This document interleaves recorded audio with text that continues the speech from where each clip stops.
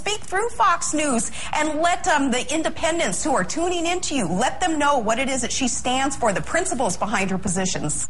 It used to be that new candidates were advised to brush up on the issues so they could handle questions from anyone, even tough questions. The idea behind that was that it prepared you also for actually governing. But now the advice to candidates is only to talk to sympathetic reporters. We need to start now by electing strong leaders who aren't afraid to shake it up. We need strong, principled leaders, public servants who respect our Constitution. We need clarity. We deserve answers, so we don't ask the same questions tomorrow. Good night, Lon. Sarah Palin is hammering hard at the new health care reform law once again, this time alleging that it will lead to more abortions in the United States. CNN's Brian Todd is here with details and a reality check. What exactly is Palin alleging? She is alleging, Wolf, that the Obama administration is being sneaky with all this, charging the administration with going back on its promise not to make federal government money available for abortions in the new health care plan.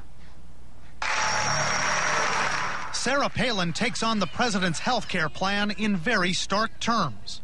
The biggest advance of the abortion industry in America has been the passage of Obamacare. She's hammered on this for at least a couple of months now, and usually to the same anti-abortion crowd. Palin has attacked the Obama team, accusing them of sneaking provisions into the health care overhaul that would make it easier to get abortions. And she says they did it with the help of some willing members of Congress. But they caved at the last minute, many of them did, in exchange for a non-binding executive order that was promised by the most pro-abortion president to ever occupy the White House. And sure enough, just 3 months after this executive order was signed, the Obama administration broke its promise by making funding available for high-risk insurance pools in some states that do cover, in some cases, these elective abortions that we talked about. What's she talking about? We tried several times to reach Palin's representatives with phone calls and emails and got no response. White House officials tell us the health care plan makes no federal government money available for abortions, except in the cases of rape, incest, or if the mother's life is in danger. But there is a provision that gives subsidies to low and middle income people to help them buy insurance through state-based health care exchanges. If those people used government money to buy a plan that covers abortion, then Palin may be arguing abortions covered in that plan would be paid for in part with government money. But the law says abortions in those state plans have to be paid for separately, out of the person's own pocket. But there's also the question of Sarah Palin's political calculation, hitting so hard on the abortion issue when most polls, including CNN's, put it way down on the list of issues most important to voters. Why does she keep hammering on it? Abortion will be important in the 2012 presidential race, even though it wasn't so important in the 2010 midterms, and especially in a place like Iowa that holds the opening caucuses in the presidential process. That's a place that has a really powerful anti-abortion movement. And Brian, by speaking out so much about abortion out there over these past several weeks, she certainly is stirring up a key part of her base. Absolutely. A key part of Sarah Palin's base is the social conservative faction of the Republican Party. Another key part is the Tea Party faction, the fiscal conservatives. Analysts say that, like the Tea Partiers, the social conservatives, Wolf, hold a lot of sway in the Republican primaries. And the question is, can she transcend all that in the general election cycle if she gets that far? Analysts say the establishment Republicans are the ones who kind of push back on the abortion issue. They don't want to focus on abortion because they say that's not the way to win independent voters. If Sarah Palin gets beyond the Republican primary, can she hammer home those messages on abortion and still be an effective campaigner in the general election? That's a big question in 2012. Brian, thanks very much. Brian Todd reporting. She's extra sassy these days. She's winning. All her mama Grizzlies are winning. And they're busting through that glass ceiling. And the mama Grizzlies are going to Washington, and they're going to flip your picnic table, Dave. You know what I noticed on Fox News last night, though, is on Fox News, they address her as Governor Palin, which is like calling me Dairy Queen employee. Like, I was once, but I quit. That's right. There is that point there that somehow Sarah Palin forgets.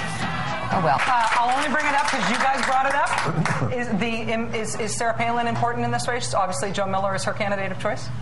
I think it hurts him more than it helps him. I mean, you know, she does have really low numbers, and people that did support her and walked door to door in the snow. I mean, you think it's cold now? You wait a month. People walked door to door for her to get her elected, and she quit. And there's a lot of things you can do in Alaska, but you can't quit. You can't run dogs and quit. You can't row a boat and quit. You won't survive here if you're a quitter. It's an Alaskan value. So even people that are still conservative, still they see her as a quitter. Perhaps we are not properly educating our youth in the exceptional nature of America. It's worrisome because this belief in American exceptionalism is something that every new generation has got to make its own if we expect our republic and our liberties to be secure and to live on. For America to survive, we have got to pass this on to that next generation, to the young kids who are here, to the students. You know, this real America, does it exist, John? Well, in terms of real American and exceptionalism, look, the most basic thing that people can do in support of a democracy is vote. And we take our votes very seriously. The people of Alaska voted for Sarah Palin, and Sarah Palin quit. Exceptional people don't quit. And I seriously tell my kids this probably 2 or 3 times a week. It's better to lose than to quit. So she can sit there and she can talk about being exceptional. She can talk about better of America. If she were a better person, she would have stood and fought. She chose to check out and to do it to make money. I've got no problem with making money, but that's what she is. She's a reality I star. have a different observation, though. He hears what's going on. That speech, the first 20 minutes, was every vapid cliche strung together. It was complete, almost nonsense. Suppose Senator John Doe puts forth a constitutional amendment that would outlaw abortion, even in cases of rape or incest, and he asked you to attend the announcement and support him in that. Would you do it? I would. Yes, a proposal like that, I would stand by it. Let's be completely clear about the facts here. There is no place in the world and no time in history where restricting women's reproductive rights makes a people or a nation more free or more equal. These extreme positions on abortion are, without any question, a war on American girls and women, and the fact that there are women who are both complicit and participatory in it is really neither surprising nor unprecedented.